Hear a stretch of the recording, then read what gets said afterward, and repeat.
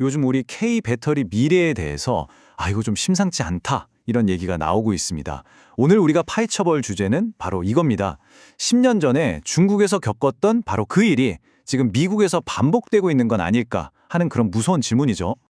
자, 이 문제를 제대로 이해하려면요. 지금 업계 내부에서 실제로 나오고 있다는 목소리부터 들어봐야 합니다. 바로 또 당했다는 이 자주 섞인 한탄인데요. 도대체 무슨 일이 벌어지고 있길래 이런 말이 나오는 걸까요? 바로 이 어디서 많이 본 것 같은데? 하는 대자비 같은 느낌이 있잖아요.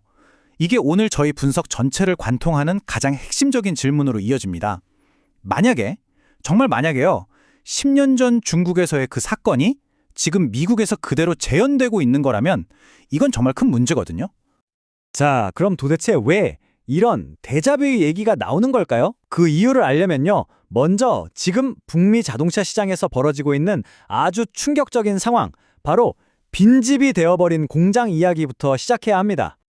화면에 보이는 이 숫자, 38조 원. 이게 뭘 의미하냐면요. 자동차 거인 스텔란티스가 최근 전기차 관련 자산을 그냥 손실 처리해버린 금액입니다. 수십조 원에 달하는 투자를 그냥 장부에서 지워버렸다는 건데 이건 사실상 시장에서 발을 빼겠다는 아주 강력한 신호로 볼 수밖에 없죠. 근데 이게 스텔란티스 한 곳만의 얘기가 아닙니다. GM, 포드, 우리가 아는 미국의 전통적인 자동차 빅3가 모두 전기차에 모든 걸 걸겠다던 전략을 갑자기 확 바꾸고 있어요. 불과 몇 년 전까지만 해도 전기차가 미래라고 그렇게 외쳤는데 그 약속들은 다 어디로 간 걸까요? 그래서 진짜 문제는 바로 이겁니다. 미국의 전기차 시장만 믿고 정말 수십조 원을 쏟아부었던 우리 K 배터리 기업들. 이제 막 지은 공장들은 가동도 못 해보고 빈집이 될 위기에 처했고요. 이건 고스란히 엄청난 재무적 타격으로 이어지고 있는 상황입니다. 그런데 말이죠. 지금 이 상황이 업계 사람들한텐 이상할 만큼 낯설지가 않다는 겁니다. 왜냐? 바로 10년 전 2015년 중국에서 겪었던 그 화이트리스트 사태와 너무나도 닮았기 때문이죠. 정말 기시감이 드는 거죠. 10년 전인 2015년에 중국 정부가 화이트리스트라는 걸 발표합니다. 이게 뭐냐면 자기들 정부가 딱 승인한 배터리 업체 목록을 만들어서 이 목록에 없는 외국 기업들은 보조금을 안 주는 식으로 시장에서 그냥 퇴출시켜버린 정책이에요.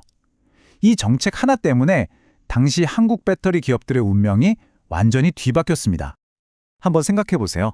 처음에는 문을 활짝 열어주면서 투자해달라고 하고 그래서 핵심 기술까지 다 전수해줬더니 나중에는 교묘하게 정책을 바꿔서 조직적으로 시장에서 밀어내버리는 겁니다. 이게 바로 우리가 겪었던 고통스러운 선례였죠. 자, 그럼 이제부터 한번 제대로 비교해보죠. 10년이라는 시간을 사이에 둔 중국과 미국, 이 두 사건이 과연 얼마나 똑닮은 평행 이론인지 말입니다. 이 표를 보시면 정말 명확하게 드러납니다. 과거 중국과 현재 북미 상황을 나란히 놓고 보면요. 정책 리스크부터 기술 유출, 심지어 핵심 인력을 빼가는 문제까지 이거 정말 소름 돋을 정도로 비슷하다는 걸 알 수 있습니다. 가장 큰 위협, 정책 리스크를 볼까요? 그때는 중국 정부의 화이트리스트라는 정책으로 우리를 막았다면 지금 미국에서는 바로 인플레이션 감축법, 즉 IRA 보조금을 폐지할 수 있다는 카드가 언제든 나올 수 있다는 겁니다. 상황이 정말 비슷하죠? 정책 문제를 넘어서 더 근본적인 두려움은 바로 이겁니다. 합작회사를 만들어서 우리 K배터리의 모든 제조 노하우, 기술을 쏙 빼간 다음에 나중에 파트너십을 그냥 끝내버리는 이른바 기술 먹튀 시나리오가 재현될 수 있다는 공포죠. 그리고 이렇게 기술 주고 시장 뺏기는 이 씁쓸한 시나리오가 비단 배터리 산업만의 얘기가 아니라는 게 더 큰 문제입니다.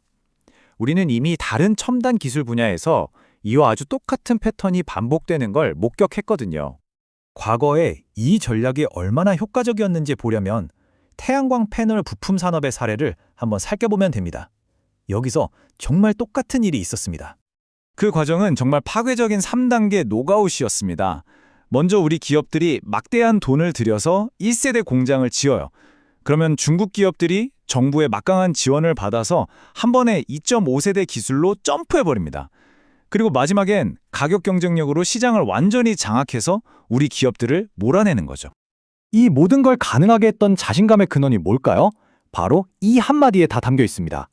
우리 뒤에는 정부가 있다. 이건 비즈니스 파트너십보다 국가 이익이 먼저라는 선언인데 오늘날의 미국 우선주의와 너무나도 닮아 있지 않나요?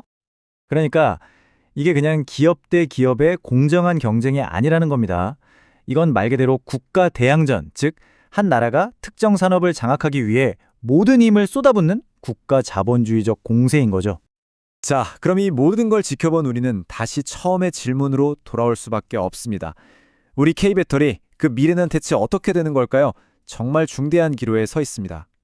이 타임라인을 보시면 정말 기가 막힙니다. 2015년 중국의 화이트리스트 배제, 그리고 딱 10년이 다 되어가는 2024년 북미 시장의 후퇴. 마치 정해진 수순처럼 위기가 반복되고 있는 것처럼 보이지 않으세요? 자, 오늘 내용이 좀 복잡했을 수도 있으니 핵심만 딱 정리해 드릴게요. 첫째, 북미의 전기차 시장이 흔들리면서 K배터리의 막대한 투자가 위험에 처했습니다. 둘째, 이 상황이 10년 전 중국 사태와 소름 돋게 닮았다는 점. 셋째, 이건 단순한 우연이 아니라 어쩌면 기술 먹튀라는 더 큰 지정학적 패턴의 일부일 수 있다는 것. 그리고 마지막으로 이건 시장 논리가 아닌 국가 산업 전략의 문제라는 겁니다. 결국 이 모든 것은 우리에게 아주 도발적인 마지막 질문 하나를 남깁니다. 지금 벌어지고 있는 이 위기, 과연 이것은 미국의 계산된 배신일까요? 아니면 어쩌면 우리 기업의 전략적인 판단 착오였을까요? 여러분은 어떻게 생각하십니까?